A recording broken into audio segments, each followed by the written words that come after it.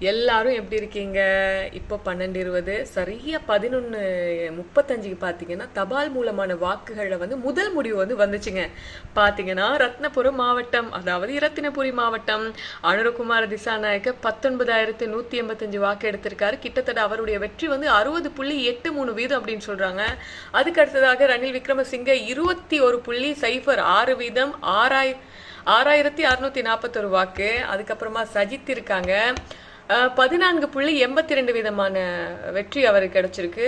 அதில் பார்த்தீங்கன்னா 4,675 வாட்ஸு. அதுக்கப்புறம் நாமல் ராஜபக்ஷ 500. அதுக்கப்புறம் பார்த்தீங்கன்னா திலிப் ஜெயவீர இருக்காரு. இதில் மிக முக்கியமாக முதல் முடிவே பார்த்தீங்கன்னா அனுரகுமார் திசாநாயக் அவர்கள் தான் முன்னிலையில் இருக்காங்க. இது ரொம்ப சந்தோஷமான ஒரு விஷயம் தான். போக போக பார்க்கலாம். நீங்களும் எதிர்பார்த்துட்டுருங்க. உங்களுக்காக நாங்களும் குட்டி குட்டி அப்டேட்ஸ் கொடுத்துட்ருக்கோம்.